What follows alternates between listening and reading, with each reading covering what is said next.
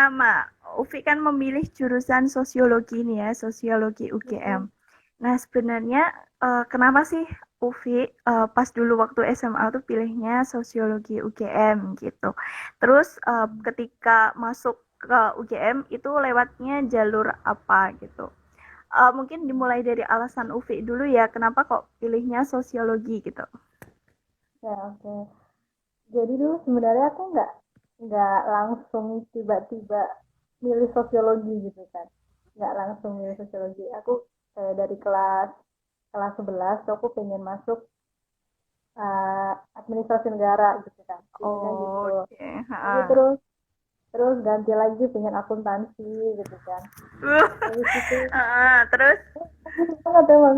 Habis itu eh, kelas 12 tuh balik lagi ke administrasi negara kan. heeh. Administrasi negara. Tapi terus lama-lamaan kok eh, aku kayak kayak nggak dapat feel, belum feel gitu loh untuk ini beneran milih ini karena emang kamu suka apa enggak gitu kan. Iya. Nah akhirnya eh, ya kan kalau namanya anak SMA mau mau ke kuliahan gitu mikir dulu kan.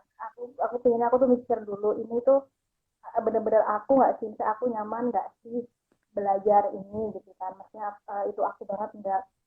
Nah sampai akhirnya setelah aku pikir, setelah ya mungkin merenung gitu kan, Hmm. kayaknya aku lebih nyaman belajar sosiologi deh gitu kan, kayaknya lebih Heeh. nyaman untuk aku belajar di sosiologi. Dan aku suka gitu, aku suka suka sama sosiologi di SMA walaupun mungkin nilaiku pas-pasan ya waktu itu, tapi aku suka gitu, aku seneng belajarnya. Jadi akhirnya memutuskan untuk oke aku mau sosiologi aja gitu, aku mau memperdalam nih, kalau emang aku udah nyaman, aku udah suka, kenapa nggak diperdalam gitu kan. Oke. Ya lalu ya udahlah akhirnya aku memutuskan untuk memilih jurusan sosiologi. Dan aku masuk di UGM pun itu aku lewat jalur SBMPTN. SNMPTN Oke. tuh gagal, sempet down karena SNMPTN gagal gitu kan, ya ampun. Hmm. Terus saya kayak oke lah coba di SBMPTN, dan alhamdulillah aku taruh sosiologi di pilihan pertama, alhamdulillahnya lolos tuh. Gak Yeay, nyangka juga. alhamdulillah. Udah akhirnya menjalani masuk deh di sosiologi gitu Mesti singkat seneng banget ceritanya. ya. Iya waktu Seneng itu banget kan gitu. seneng banget karena nggak nyangka gitu, maksudnya nilai aku tuh pas-pasan gitu kan Mbak. Emang sih itu Oh. ujiannya pun pas itu pun aku juga aku lupa berapa berapa, cuma yang jelas waktu itu tuh nggak Hmm. gitu nilai aku, karena aku merasa susah waktu ngerjainnya gitu kan. Tapi waktu waktu buka tuh pengumuman, ah keterima gitu, aku kira tuh nggak akan keterima. Alhamdulillah. Perjuangan banget ya, Iya, Vi ya. Itu waktu beneran. SBMPTN gimana tuh, Vi, pas belajarnya gitu? Apakah tiap hari belajar terus atau gimana strateginya gitu waktu belajar SBMPTN? Ya, karena aku kan kadang kebawa lingkungan kan, dan di lingkungan aku tuh teman-teman aku tuh belajar gitu kan. Dan semuanya belajar, atau mau nggak mau aku juga harus belajar. Ditambah aku takut nanti aku nggak bisa kuliah gimana, aku nggak bisa kuliah gimana kan. Ya udah lah, Oh. akhirnya aku ikut bimbel. Aku terbantu banget sih sama bimbel, Heeh. karena di sana tiap hari hampir tiap minggu sih kita ada tryout. Terus di tryout Hmm. itu tuh kan ada passing grade nggak sih, kalau kalau misalnya Iya, iya. passing grade, nah itu ada passing grade. Itu passing, aku tuh kayak awal-awal tuh aku nggak nyampe tuh passing grade di sosiologi itu kan, nilai tryoutku. Dan aku kejar-kejar lagi, belajar lagi, terus belajar bareng teman. Sebenarnya yang bikin enak karena ada temen kan. Aku nemu temen yang klik untuk belajar bareng sama aku, jadi Oke. asik gitu. Kita bikin Heeh. rangkuman bareng dan sebagainya gitu, jadi enak. Terus ikut bimbel, ikut tryout, ya semacam itu, les les lah gitu hampir tiap hari, mungkin libur satu minggu kali ya, biasa anak kelas Hmm. 12 SMA kan ya gitu. Ya udah kayak belajar terus, belajar belajar belajar belajar. Alhamdulillah. Berarti kerja keras tidak mengkhianati ya. Karena Ufi Iya, kan akhirnya udah berhasil ya, berhasil untuk mendapatkan jurusan yang diinginkan, terus juga udah berhasil untuk masuk di universitas yang diinginkan juga, kayak gitu ya, Vi ya. Oke. pertanyaannya Secara garis besar, kalau di jurusan sosiologi itu belajarnya apa aja sih? Apakah di jurusan sosiologi itu belajarnya cuma teori aja? Apakah di jurusan sosiologi itu belajarnya cuma hafalan doang kayak gitu? Coba dijelasin secara singkat deh, sosiologi itu sebenarnya belajarnya apa sih gitu? Kayak gimana gitu? dulu pertama kali aku milih sosiologi itu kan, aku kira masuknya pas kuliah itu kita bakal banyak hafalan kan, Mbak. Karena aku di SMA ngalamin aku hafalan mulu gitu kan. Dan kalau misalnya nanya nih ke anak-anak SMA tuh yang aku temuin juga males belajar sosiologi, hafalan doang gitu kan. Tapi pas masuk ke kelasnya itu benar-benar berubah, bahkan beda banget sama yang di SMA gitu. Kayak kalau kamu hafalan tuh bakal capek gitu, bakal capek dihafalin semuanya, karena sosiologi itu materinya luas banget, benar-benar luas. Bahkan eh, saking luasnya gitu sampai kadang aku, wow, ini bahasannya tuh bener-bener kayaknya bisa masuk ke semuanya gitu.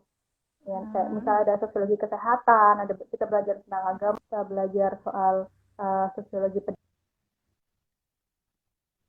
pedesaan juga gitu kan. Nah, jadi nggak bisa nih kalau kita hafalan doang gitu. Nggak akan bisa kalau cuma ngandelin hafalan. Justru dosen aku lebih paham, benar-benar bisa paham, jangan cuma dihafalin. Bahkan nggak menyarankan sih untuk menghafal karena banyaknya gitu.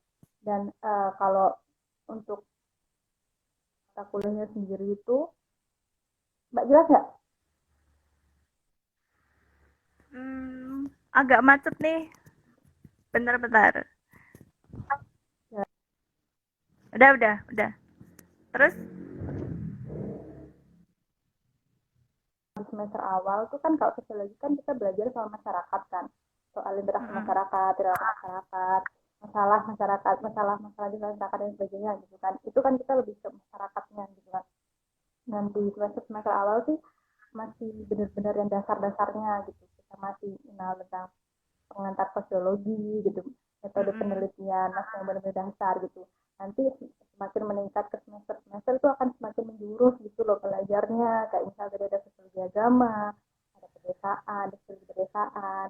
Bahkan, teknologi kita waktu pas zaman-zaman aku tuh bener-bener kayaknya aku ngerasa jurusan tuh mengarahkan banget loh kita belajar soal teknologi gitu. Dari perspektif sosiologinya ya. Jadi nggak hafalan sih kalau di kuliah tuh kita nggak hafalan. Aku bahkan nggak hafalin teori sama sekali ya, nggak hafalan. Justru harus dituntut untuk kita paham gitu. Kita bisa bisa nih uh, tahu implementasi ilmunya ketika kita di masyarakat gitu. Misalnya ada teori ini, kamu ngerti nggak implementasinya nanti di masyarakat gimana pas kehidupan nyata sama teorinya gitu. Jadi kayak gitu, nggak nggak nggak hafalan, malah aku nggak sama sekali enggak gitu. Karena kalau nggak hafal malah nggak paham gitu. Jadi harus banyak, benar-benar banyak baca. Dan yang pertama harus benar-benar peka, kita harus dilatih, kita tutup untuk peka beneran itu. Jadi secara garis besar itu sosiologi emang belajarnya tentang masyarakat ya. Tapi masyarakat itu sendiri kan bisa dalam bentuk yang luas ya gitu, bisa dalam dalam bentuk kelompok atau misalnya masyarakat secara individu kayak gitu ya. Terus masyarakat juga bisa dilihat dari berbagai bidang ya, misal kayak di bidang kesehatan, ekonomi, politik kayak gitu ya. Dan itu semuanya dipelajari di sosiologi gitu ya. Iya, dengan perspektif sosiologinya gitu kan. Oh gitu. Tuh, berarti kalau misalnya di jurusan sosiologi emang harus benar-benar kritis dan peka terhadap isu sosial, isu masyarakat gitu ya, Vi ya. Iya benar. Dosen kita tuh benar-benar menuntut kita untuk bisa kritis dan peka gitu. Kamu harus update apa sih yang terjadi di masyarakat sekarang. Kan masyarakat perubahannya cepat gitu kan ya. Nah kamu tuh harus kayak Ya, ngikutin, harus update gitu. Ada masalah apa nih di masyarakat. kamu harus bisa membaca situasi di masyarakat itu gimana gitu.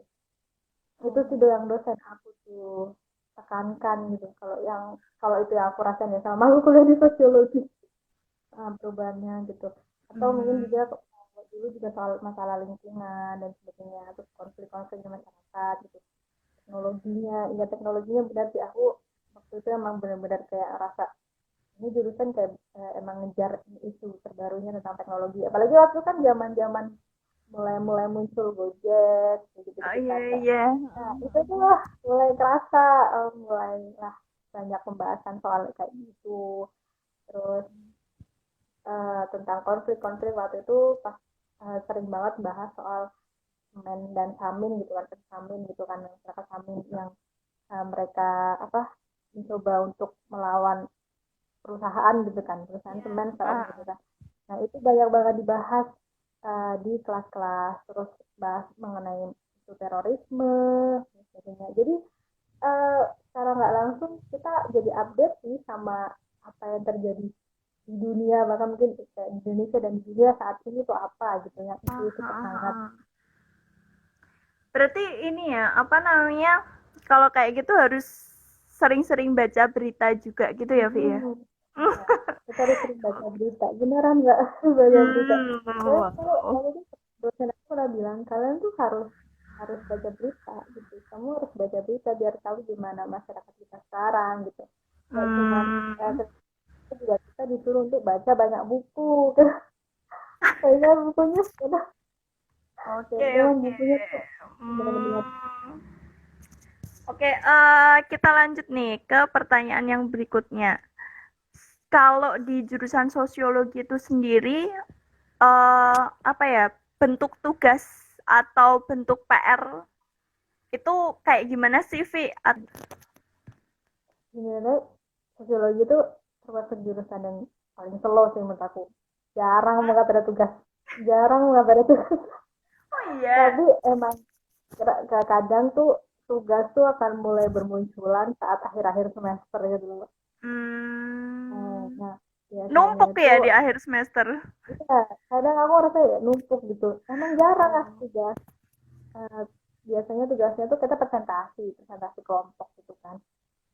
Atau ada esai, ada paper. Biasanya dosen tuh ngasih pilihan mau apa gitu, mau esai kah, paper kah, atau mungkin disuruh waktu itu yang paling asik sih aku suruh bikin kayak film dokumenter mungkin aja. Jadi ada kelompok itu kita bikin film dokumenter Oh, gitu heeh, kan. heeh, heeh.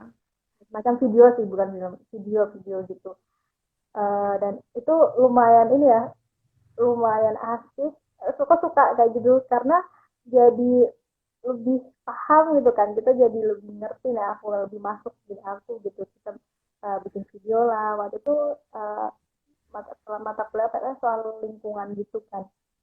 Nah kita bikin video gitu, terus juga review film kadang pernah, nah juga setelah Oh, itu iya, iya. review film itu, observasi observasi kayaknya pernah deh. Kayaknya pernah, tapi itu pun sekalian sama bikin video gitu loh, Mbak. Kita observasi Oh, terus nanti heeh. dibikin video gitu. Jadi temanya apa, terus kamu bikin skenario gimana gitu kan. Itulah dibikin bareng-bareng satu kelompok gitu. Dan nanti di akhir biasanya kalau video itu akan dipresentasikan bareng-bareng. Jadi kita semua satu kelas Oh. tuh nonton video-videonya teman-teman yang lain, dan itu asik. Bahkan waktu itu yang paling aku ingat banget tuh, kan ada matkul sosiologi korupsi gitu kan. Mm-mm. Nah, kita siap kelompok tuh uh, terserah mau bikin apa bentuknya, boleh video, boleh campaign gitu, campaign anti korupsi dan sebagainya. Kalau Mm. aku waktu itu kelompok aku kita bikin komik, kita bikin Komik. komik gitu ya. Tapi Oh, heeh. cerita bergambar gitu sih, cerita bergambar ya. Kita post setiap mungkin seminggu sekali post, pokoknya intinya tentang korupsi gitu-gitu kan. Nah itu Mm. kita presentasiin gitu bareng-bareng, presentasiin di depan, dan itu asik. Bahkan campaign-campaign temanku juga mereka bagus-bagus gitu kan. Itu benar-benar Oh, heeh. di aku tuh terkesan banget gitu loh. Jadi kayak jadi lebih Oh, mas ya, jadi kayak gitu. kalau tugas kayak gini tuh bisa bervariasi gitu ya. Ada yang bikin komik, ada yang bikin apa dokumentasi gitu-gitu ya, Vi ya. Asik banget Nah, ya. jadi kayak tergantung dosennya. Waktu itu sih itu dia membebaskan, terserah kamu, kalian mau bikin apa, boleh film atau mau komik atau mau kalian campaign di Instagram atau apapun, atau kalian mau datang ke instansi atau apapun, itu boleh banget, terserah kreatif kalian gitu. Jadi ngerasanya kita kayak wow, kayak tertantang gak sih jadinya ingin bikin sesuatu apa nih gitu gitu sih Betul. gitu. Itu tapi kayak gitu biasanya di semester semester atas ya. Kalau semester awal biasanya masih ya esai, paper atau review buku Mm-mm. gitu kan. Mm-mm.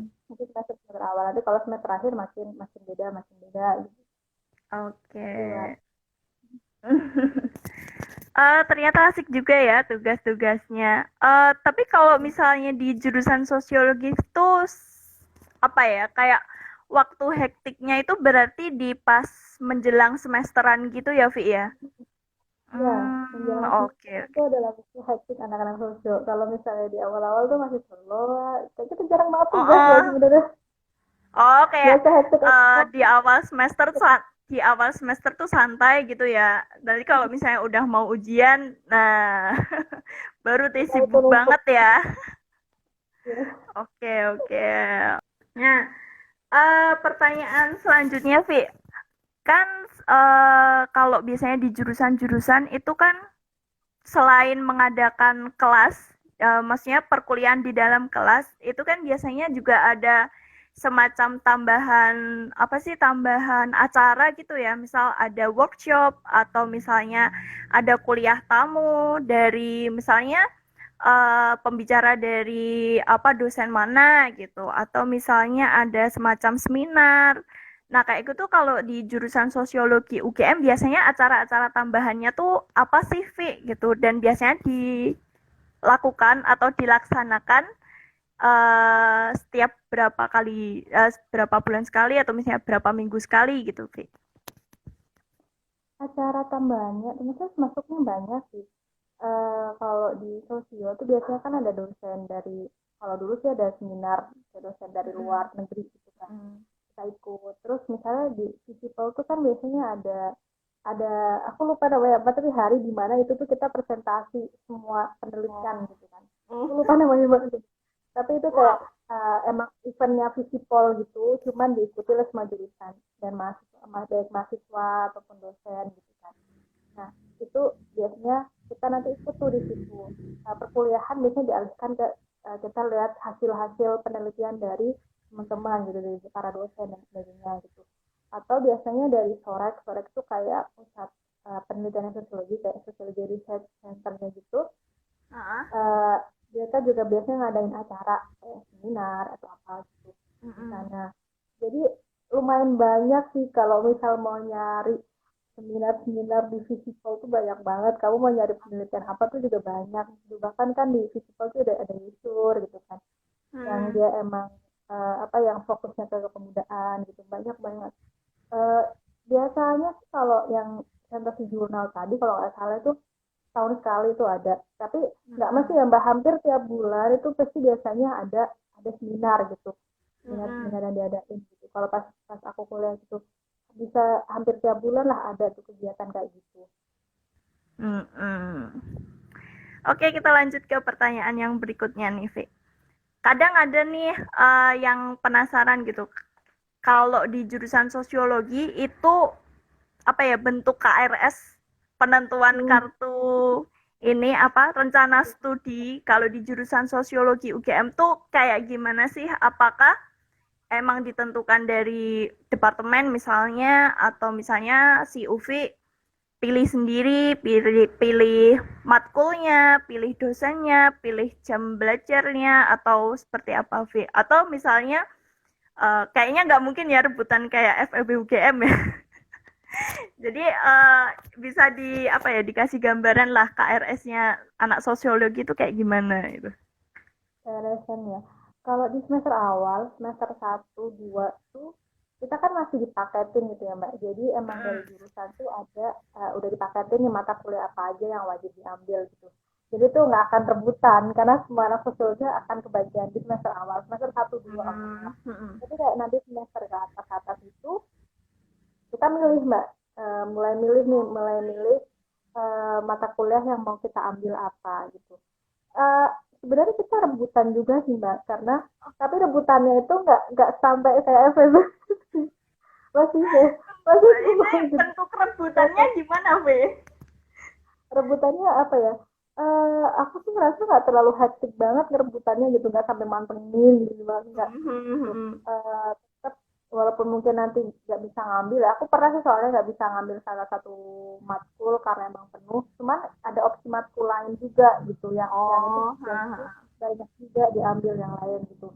Sebenarnya tetap rebutan, cuman rebutannya itu kayak tetap apa ya, semuanya hampir kebagian sih, nggak sampai benar-benar iya aku yang nggak harus dapet ini gitu. mantengin gitu ya. Iya, bener.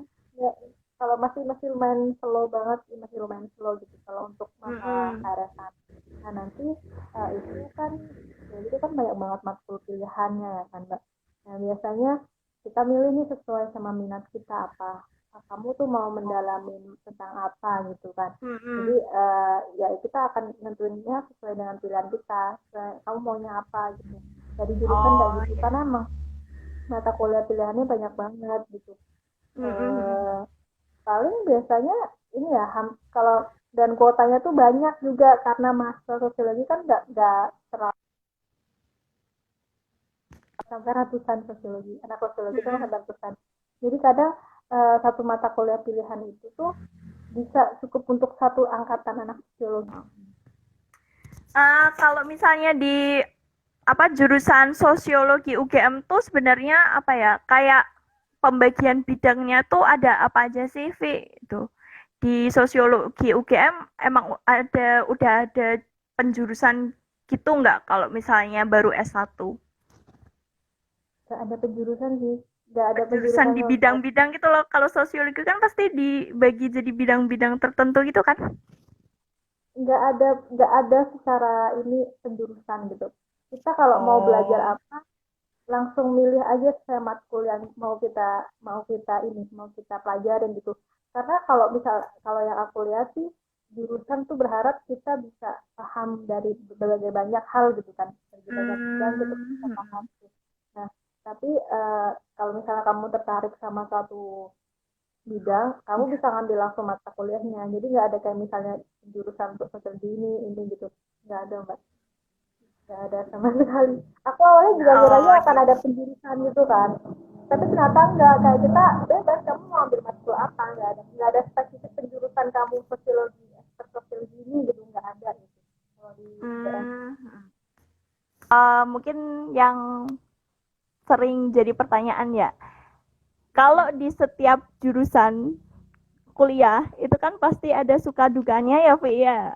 Ada sukanya Ya tuh apa, dukanya itu apa. Entah itu dukanya kalau misalnya ngerjain tugas bisa sampai gak tidur gitu kan, Vi ya.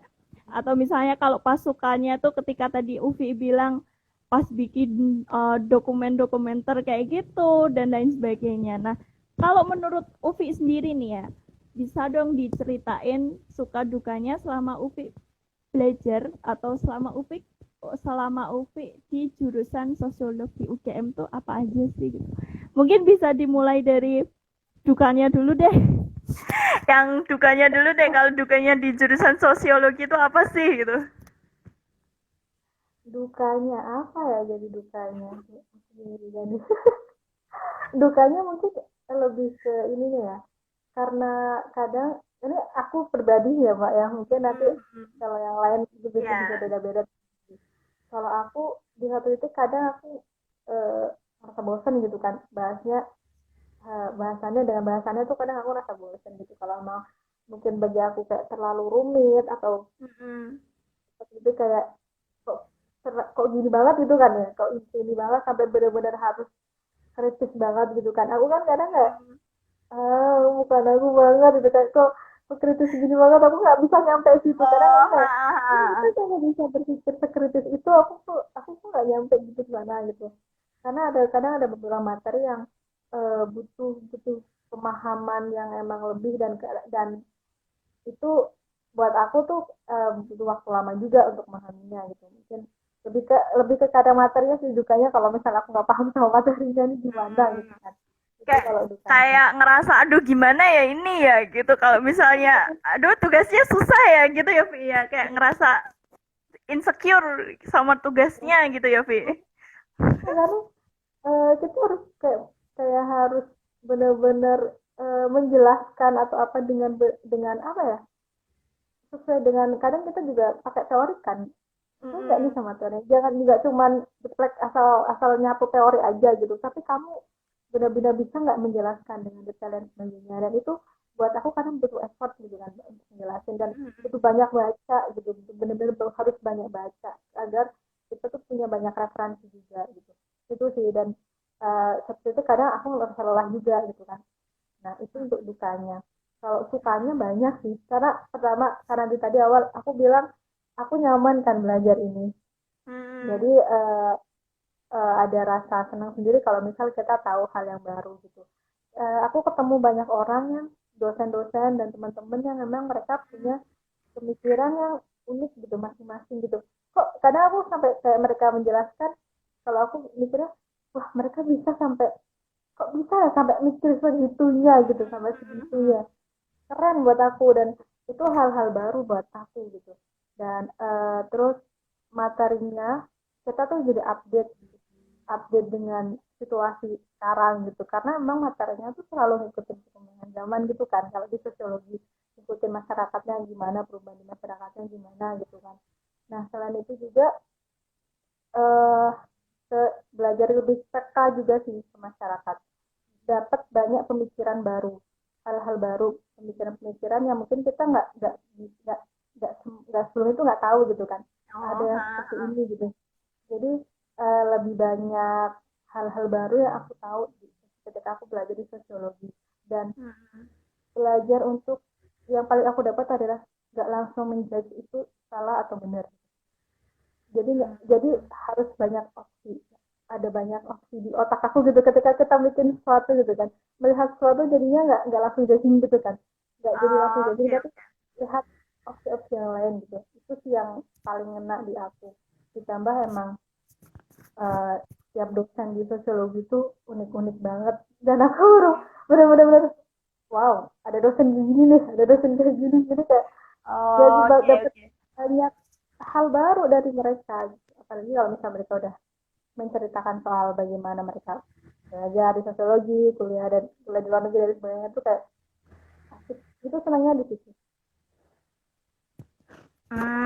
Oke oke. Jadi menurut Uvi di jurusan sosiologi itu banyak sukanya gitu ya Vi ya daripada dukanya gitu Oh, ya. Meskipun emang ya kalau misalnya di setiap jurusan itu kan pasti ada dukanya pasti ya, tapi kayaknya karena Uvi sudah apa ya sangat enjoy dengan jurusan sosiologi, jadi ya selalu berusaha untuk ngambil yang positif aja gitu ya Vi ya. Kalau misalnya ada yang negatif ya ya, ya enak udah aja nggak gitu. apa-apa gitu ya. Oke oke. Setauku ya Vi ya, setauku selama Uvi apa ya kuliah itu kan nggak cuman apa ya aktif di kelas doang gitu tapi juga Uvi misal ikut rohis Uvi juga ikut kegiatan sosial dan lain sebagainya. Nah mungkin di sini Uvi bisa cerita sedikit tentang kegiatan-kegiatan Uvi di luar perkuliahan itu Uvi ikut apa aja sih gitu. Oke. Kalau dari awal tuh pertama masuk maba biasa kan Mbak, carian mau apa nih, mau apa gitu kan. Yang diambil banyak, yang diikutin banyak gitu kan. Awal dulu aku pernah ikut kopma, dulu di awal. Terus ini peduli difabel yang ketemu Zulfa di sana. Kita ketemu ya Mi ya. Jadi acara bareng sama Zulfa. Itu pertama kali ketemu sama Zulfa. Nah, terus di fakultas aku ikut ini jamaah muslim festival, itu kayak emang rohis lah ya, rohisnya di festival itu. Aku ikut itu kalau nggak salah tiga itu. Nah tapi berjalan waktu akhirnya aku lebih aktif di JMS-nya di waktu itu, karena eh, pas di sana aku juga jadi PH juga, diamanain jadi PH. Sambil ikut di sana aku juga ikut komunitas ketemu baju kan di situ, yang baju Oh. sambal itu. Aku ikut komunitas Ah. sambal. Jadi kan aku tertarik di isu difabel gitu kan Mbak. Jadi Mm-mm. itulah aku ikut komunitas-komunitas yang emang dia tuh fokusnya di situ, dan dari sana aku banyak belajar juga kan. Banyak belajar juga tentang difabel, dan itu ternyata juga sangat bermanfaat buat aku gitu ke Oh, depannya ha, gitu ha. kan.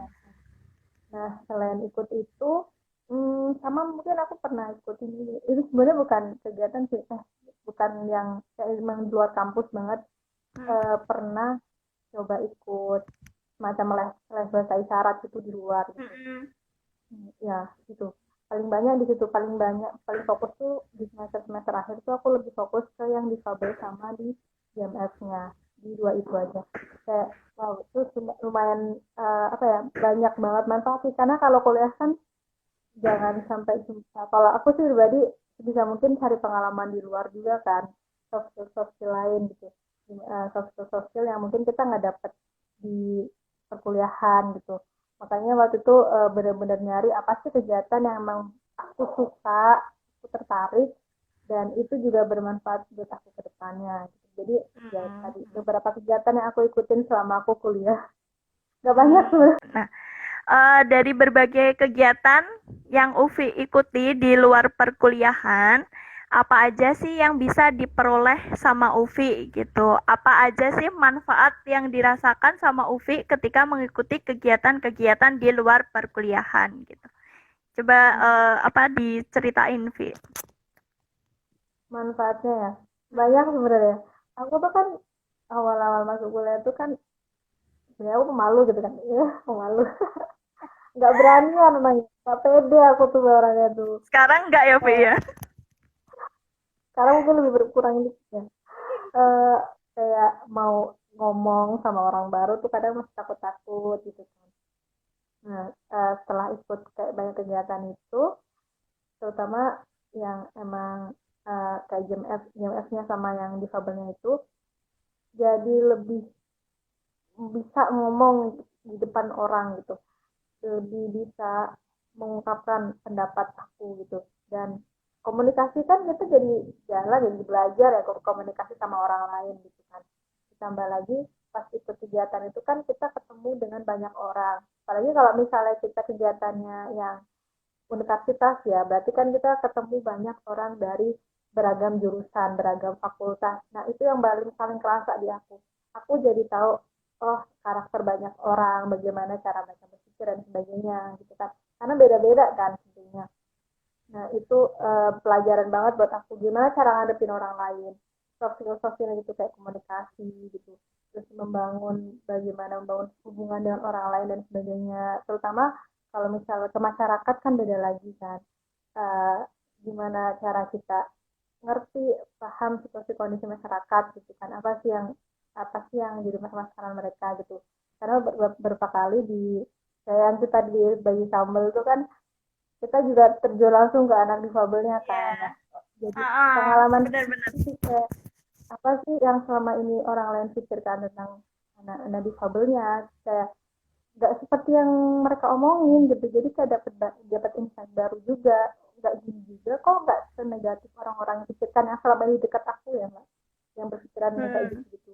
Jadi ngerti kondisinya, dan nggak seburuk itu, nggak buruk, nggak, malah malah itu sama sekali terpatahkan stigma-stigma negatif kayak gitu Iya. ketika kita ketemu sama orang kan, ketemu sama orang yang langsung. Itu sih yang paling kerasa banget di aku lebih ke arah komunikasinya. Terus ditambah lagi juga kan, ketika aku di GMF itu emang aku di bagian uh, juru pengabdian pelayanan publik gitu kan. Hmm. Jadi untuk ngerti apa sih yang menjadi kebutuhan, karena waktu itu aku ngurusin musolanya gitu kan, otomatis Oh iya. musolanya gitu kan, apa sih yang jamaah sana tuh butuhkan di musola ini gitu, apa sih yang jadi, Hmm. apa Hmm. sih ketika nyaman ketika beribadah dan sebagainya gitu. Nah itu jadi kita bikin program yang emang sekiranya bisa mendukung untuk itu gitu, untuk mewujudkan itu. Dan di situ kan otak kita jadi berpikir terus kan, uh, berinovasi gitu kan, bisa menciptakan yang baru, apa sih apa-apa. itu sih yang jadi kerasa banget di aku, pengalaman-pengalaman kayak gitu, bagaimana mengkoordinir staff kita gitu. Tuh. Atau gimana nih bentuk skripsian dari anak-anak jurusan sosiologi, Vi? Jadi Kebanyakan dari ambilnya yang kualitatif atau yang kuantitatif sih? kalau anak sosiologi di tahun aku kebanyakan ambilnya kualitatif. Kualitatif. Oh. Iya kualitatif, kebanyakan ambil kualitatif. Yang kuantitatif satu orang kalau nggak salah, satu orang kalau nggak salah. Hmm. Kebanyakan tuh kualitatif gitu kan. Dan kalau di jurusan sendiri kan, bentuk tugasnya itu kan, tugas akhirnya itu ada skripsi. Kamu bisa milih gitu Mbak, kamu bisa milih skripsi, atau kamu mau milih magang, atau kamu Oh. mau milih nulis jurnal. Nulis Hmm. jurnalnya tapi harus, kalau nggak salah, nasional gitu kan. Salahnya nasional kalau nggak salah. Hmm. Itu kalian mau milih yang skripsi konvensional biasa, atau mau magang, atau mau jurnal, nulis Nah, jurnal kayak gitu. oh, Hmm. jadi ada Tiga pilihannya itu. gitu ya, Vi ya? Eh, jadi tapi waktu tahun aku sih, tahun aku kebanyakan pada yang skripsi konvensional. Kayaknya ada Hmm. yang magang, teman aku ada yang magang juga. Biasanya dia di LSM atau NGO kayak gitu kan untuk magangnya. Hmm. Terus untuk metodenya tadi kebanyakan kualitatif. Kamu bisa ambil kualitatif atau kuantitatif, itu terserah kamu ya, senyamannya kamu gitu. Tapi pas di tahun aku memang kebanyakan ambilnya tuh kualitatif gitu. Hmm. Dan karena kualitatif, rata-rata ya wawancara. Oh, Wawancara, wawancara. kita wawancara langsung, ketemu langsung dengan narasumber kita gitu. Itu karena kualitas itu Hmm. kita wawancara langsung kan dengan mereka. Aku nggak tahu ya, kalau kuesioner kayak gitu kayaknya jarang sih teman-teman aku yang pakai itu, Oh. karena emang kebanyakannya kan kualitatif gitu kan. Hmm. Jadi Ya. Ha, ha, ha. Eh, tadi apa namanya kan Ufi bilang ya kalau misalnya di jurusan sosiologi itu ternyata ada pilihannya ya, ada pilihan skripsi, ada pilihan jurnal, sama ada pilihan magang. Nah, kalau misalnya apa tadi yang jurnal itu kan minimal jurnal nasional ya. Jurnal nasional ya. nasional. Nah, kalau misalnya magang itu biasanya pada magangnya di mana sih, Vi? Kalau jurusan Oh, sosiologi gitu? biologi. Hmm. Kebanyakan sih tahu aku, sejauh yang aku tahu, teman-teman aku magangnya biasanya di ombudsman atau ya di NGO LSM kayak gitu. Kebanyakan ya Mbak, kebanyakan pada di situ. Aku Di aku NGO ya? nggak pernah NGO gitu. Mereka misalnya waktu itu temanku ada nih di ombudsman, ada juga yang di NGO, mereka magang di situ. Kalau Hmm. perusahaan aku belum pernah dengar sih teman aku ada di perusahaan atau enggak gitu ya. Tapi kebanyakan emang mereka pada ambilnya di NGO atau LSM gitu. Apalagi kalau misalnya mereka tertarik sama isu tertentu, biasanya langsung tuh nembak NGO ya emang ngurusin masalah itu gitu. Buat Oh, kan heeh. skripsian. Sebenarnya kalau jurusan sosiologi itu sendiri, prospek kerjanya tuh gimana sih, Vi? Prospek kerja jurusan sosiologi itu kalau aku lihat sebenarnya luas ya. Eh, Mhm. kita bisa masuk hampir di segala bidang ya, hampir lah segala bidang gitu Mhm. kan. Kalau dari alumni-alumni itu ada yang IPNS, terus Mhm. kalau buat mereka yang emang suka meneliti, mereka bisa jadi dosen atau mereka jadi peneliti gitu. Bahkan ada temen aku yang kalau nggak salah dia jadi kayak semacam konsultan kebijakan, kalau nggak salah ya, Oh, konsultan, konsultan heeh. kebijakan di pemerintah daerah atau di mana itu ada gitu. Mhm. Atau ada juga yang jadi jurnalis. Mmm. Terus sempat sempat dengar juga beberapa ada yang jadi HRD, sebenarnya bisa masuk ke HRD ya, walaupun Mhm. biasanya anak psikologi, tapi kalau memang jurusan sosiologi tahu aku juga ada gitu. Di perusahaan-perusahaan pun juga banyak alumni yang di sana gitu. Mhm. Jadi prospek kerjanya sebenarnya luas gitu loh untuk jurusan sosiologi tadi itu. Mhm, mhm, Nah, mhm. jadi nggak hanya sebatas kita di LSM atau NGO, bahkan di pemerintahan atau di perusahaan, itu kita bisa masuk di sana. Nih, kalau di FISIP atau kan kalau sosiologi masuknya ilmu sosial dan politik ya, Vi ya, fakultasnya ya, Vi ya. Kalau di FISIP atau di jurusan sosiologi itu biasanya ada semacam kampus rekrutmen gitu nggak sih, Vi? Kayak misalnya Kampus perusahaan apa datang ke FISIP, ke jurusan sosiologi, gitu-gitu nggak sih, Vi? kalau jurusan pas zaman aku, seingat aku enggak ya Mbak, cuman di Visipol tuh kan ada CDC kayak Career Development Center gitu kan. Nah, mereka ini juga ngasih info mengenai lowongan-lowongan perusahaan apa yang bisa didaftar sama anak-anak Visipolnya gitu. Bahkan kalau misalnya kita ingin magang, mereka pun juga memfasilitasi program magang itu. Gitu. Ya, tahu aku sih itu lewat CDC-nya itu. Kalau misalnya kamu mau konsultasi karir pun juga bisa di CDC-nya. Oh gitu. Oke oke. Eh Next, pertanyaan selanjutnya, kalau menurut Aufi di jurusan sosiologi UGM itu ada apa ya kayak keunggulan atau keistimewaan tersendiri nggak sih dibandingkan dengan jurusan sosiologi dari universitas lain gitu? Maksudnya kayak ya kelebihan tertentu lah yang mungkin belum tentu dimiliki sama jurusan sosiologi di universitas lain kayak gitu. Ini berdasarkan apa yang aku tanyakan ke teman-teman aku Mm-mm. gitu kan, Mbak. Mm-mm. Apa sih keunggulan sosiologi UGM dibanding sosiologi di univ lain gitu kan. Mm-mm. Kalau yang aku tanya, jawaban teman-teman aku tuh rata-rata mereka jawab kalau di sosiologi UGM itu yang teori yang kita pelajarin tuh lebih mendalam, Oh, banyak dan lebih mm-mm. mendalam gitu. Bahkan sampai sampai sampai yang ke post struktural gitu gitu kita kita pelajarin gitu untuk Oh, anak-anaknya gitu. Jadi secara teori lebih mendalam dan lebih lengkap, lebih banyak yang kita pelajarin ketimbang yang lain gitu. Itu dari beberapa kawan aku ya, aku tanyain gitu mm-mm. tentang keunggulan jurusan sosiologi Mm-mm. UGM dibanding yang lain. Gitu. Mm-mm. Setahu aku itu Mbak. Misalnya di jurusan sosiologi itu bukunya seperti apa sih? Apakah emang si Uvi dan teman-teman jurusan sosiologi lainnya tuh kalau belajar tuh buku yang tebel, terus tulisannya pakai bahasa Inggris atau gimana gitu? Bentuk bukunya tuh gimana, Vi? Bukunya dibilang Atau tebel ya misalnya tebel. belajarnya tuh banyak jurnal, terus artikel jurnal, terus atau gimana, Vi?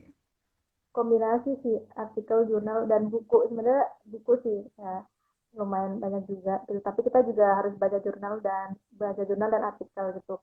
Bukunya emang banyak Mbak, tebel-tebel loh. Lumayan tebel juga sih, apalagi kalau buku teori itu bisa buat jadi bantal. Karena tebel Enak ya banget buat tuh. bantal ya. Ya, dan bahasanya itu emang ada yang bahasa Indonesia, ada juga yang bahasa Inggris gitu apa, terus ada juga yang emang terjemahan gitu-gitu kan, terjemahan Inggris ke Indonesia gitu. Dan main banyak sih bukunya.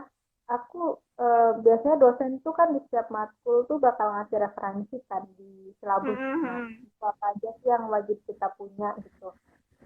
Ya kalau misal kamu mau beli silakan, atau kamu pinjam di perpus juga bisa, tapi kan kalau di perpus tuh kan terbatas kan, nggak mungkin bisa semua orang punya gitu kan, kadang jumlahnya itu pun juga terbatas, jadi mau nggak mau kita harus beli bukunya atau pinjamlah ke kakak tingkat gitu.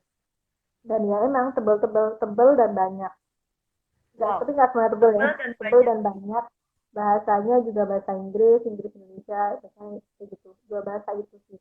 Atau biasanya dosen ada yang ngasih soft filenya gitu kan, mereka ngasih buku materinya, E-booknya gitu ya. e-booknya mereka biasanya ada yang ngasih kayak gitu, jadi kita tinggal baca belajar, tapi yang banyak banyak bahasa Inggrisnya sih memang. Vi, kan kalau jurusan sosiologi, mungkin kan ada beberapa orang yang apa ya kurang tahu tentang jurusan sosiologi. Dan mungkin ada beberapa yang kayak bilang kalau jurusan sosiologi itu apa sih, ngapain sih, terus prospek kerjanya apa sih? Uvi sendiri, Uvi pribadi tuh pernah ngalamin kayak gitu nggak sih, Vi gitu? Dan gimana cara menanggapi omongan yang seperti itu, pertanyaan-pertanyaan yang seperti itu. Mungkin ini bisa jadi tips juga ya buat teman-teman yang sekiranya pengen masuk sosiologi tapi ada yang menentang, ada yang mempertanyakan kayak gitu. Gimana tuh, Ya, Vi? oke Mbak. Kalau aku pribadi pernah di posisi kayak gitu. Bahkan dari keluarga aku sendiri gitu meragukan, kamu mau kerja apa dengan jurusan ini? Gitu. Kamu mau kerja apa gitu? Dan ya banyak yang underestimate sama jurusan ini gitu, sama sosiologi. Kayak emang nggak mungkin bagi banyak orang nggak terlalu sering dengar gitu. Bahkan beberapa orang kayak menyamakan sosiologi dengan psikologi gitu kan. Kan paling lebih sering psikologi kan. Oh sama ya kayak psikologi gitu. Sering banget aku dengar gitu. Oh enggak beda gitu ya. Aku coba jelaskan kan. Ya di awal-awal emang risih nih. Rasanya kayak apaan sih gitu kan. Emang waktu itu sih aku mikirnya emang ya nggak menutup ya kuliah itu emang kadang salah satu jalan untuk kerja gitu. Tapi kan Iya. nggak melulu soal itu juga, nggak melulu soal itu juga. Mm-mm. Kalau misal kamu nggak nyaman gimana kan dengan ngambil jurusan tertentu yang Ah, mungkin benar-benar di benar. Ha. telinga orang itu sering didengar tapi kamu nggak nyaman kan ya cuma juga gitu ya sebisa mungkin kita jelasin lah ke orang itu kalau aku sih akhirnya menjelaskan memberi pemahaman nih mereka ini loh sosiologi yang kita pelajarin tuh ini gitu. Uh, Prospek kerjanya tuh ini seperti ini gitu dan menurut kemungkinan memang masyarakat umum kan masih memikirkannya kuliah untuk kerja gitu mau kerja apa gitu kan cuman kan yang jadi pikiranku semakin berkembangnya zaman kadang kita kerja pun nggak sesuai jurusan gitu kita dituntut Iya. bisa banyak hal gitu masih bisa Iya. masuk banyak hal Ha. nggak cuma sesuai jurusan kita aja gitu kan gitu dan ya aku sih cara yang aku lakukan selama ini aku mencoba memberikan mereka pemahaman gitu karena bisa jadi mereka kayak gitu kan karena mereka nggak tahu kan mereka nggak ngerti itu apa sosiologi gitu. Bahkan mungkin mereka belum pernah belajar gitu kan jadi salah satu Mhm. cara ya kita kasih pemahaman ke mereka emang mungkin akan di awal-awal tuh akan krisis ya tapi sebenarnya kalau kita lihat itu adalah salah satu jalan juga untuk kita untuk bisa ngasih tahu ke mereka apa itu sosiologi sebenarnya gitu.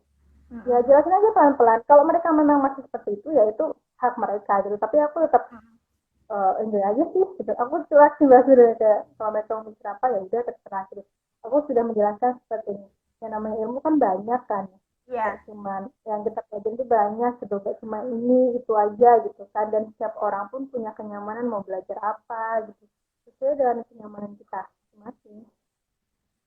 Gitu. Oke, jadi pada intinya kalau saran dari Uvi ya dikasih pemahaman aja ya gitu ya Vi ya karena mungkin emang beberapa orang di luar sana benar-benar gak tahu ya jurusan sosiologi itu apa prospeknya seperti apa sehingga muncul yang namanya underestimate muncul yang namanya meremehkan kayak gitu ya Vi ya jadi ya ya salah satu jalannya adalah memberikan pemahaman gitu ya Vi ya. Oke, apa pesan-pesan untuk teman-teman yang mau masuk kuliah? Pesannya tuh dari Uvi itu apa? Apa yang harus dipersiapkan sebelum kuliah dan pada saat kuliah tuh mereka harusnya tuh ngapain aja gitu. Mungkin Uvi punya pesan-pesan lah untuk teman-teman semua gitu. Oke. Oke, jadi untuk teman-teman semuanya yang mungkin saat ini untuk masuk ke kuliah gitu. Pertama kalian harus Mm-mm. ngerti apa sih yang kalian tuh mau, apa sih yang Mm-mm. kalian harus benar-benar ngerti apa yang kalian mau dulu. Jangan jangan cuman memilih kayak jurusan itu karena mungkin dia sering itu. Apalagi kalau misalnya kalian ngerasa kalian nggak nyaman dengan itu. Tapi carilah yang emang bikin kalian tuh seneng kalau lagi belajar itu. Kalian ngerasa nyaman dan menggebu-gebu gitu. Aku ingin ingin memperdalam Oke. gitu ya, jadi itu dulu tetapkan itu dulu dari kalian gitu dan cari tahu banyak yang kalian masukin itu apa aja yang dipelajarin oke mungkin kalau praktek kerja ya silakan dicari ya praktek kerja dari jurusan itu apa gitu banyak mencari tahu tentang jurusan itu apa aja yang dipelajari dan sebagainya, prospek kerja, terus di kampus mana aja gitu yang bisa pelajarin itu. Tapi sudah masuk ke kuliah, aku sarankan bikin target, bikin rencana di perkuliahan itu kalian akan seperti apa, ikut apa aja gitu. Yang aku rasa dalam masa-masa dimana kalian ngembangin diri kalian banget gitu. Kalian sudah menjurus untuk belajar di satu bidang ilmu gitu. Jadi jangan disia-siain dan dengan cari pengalaman sebanyak-banyaknya di luar. Entah itu baik di perkuliahan sendiri ataupun kalian yang ikut-ikut kegiatan luar gitu. Carilah pengalaman sebanyak-banyaknya. Belajarin hal-hal yang baru yang mungkin kalian nggak pernah belum tahu sebelumnya gitu. Cari pengalaman itu sebanyak-banyak karena itu bakal berguna banget nanti ketika pasca kampus. Apalagi kayak aku sekarang tuh ngerasa kadang di titik gimana, kenapa dulu aku kuliah nggak kayak gini ya, nggak seperti ini gitu. Jadi ada titik-titik kayak gitu ya, pengen balik lagi ke dunia kampus, pengen Kuliah. belajar lagi, gitu. Pengen kuliah lagi, pengen rasain ujian Oh lagi. iya. Gimana kayak gitu kayak, ini aku belajar lebih ini nih, biar aku bisa paham Oh. gitu. Karena kedepannya kalian akan terjun.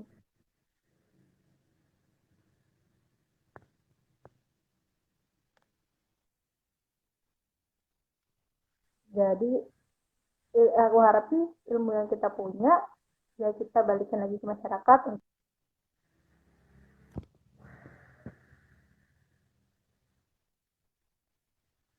atur waktu sebaik mungkin, ada porsi belajar, porsi bermain, berinteraksi dan sebagainya gitu sesuai dan pada porsinya masing-masing. Nah, semangat selalu untuk semuanya yang saat ini mungkin dalam kondisi di mana kalian bingung mau masuk jurusan apa, dan aku harap semoga kedepannya kalian bisa menentukan dan itu yang terbaik buat kalian. Semangat! Yeay. Oke, terima kasih Ufi atas pesan-pesannya dan terima kasih banget Ufi udah bersedia meluangkan waktu untuk sharing tentang Mbak jurusan aku sosiologi gitu ya.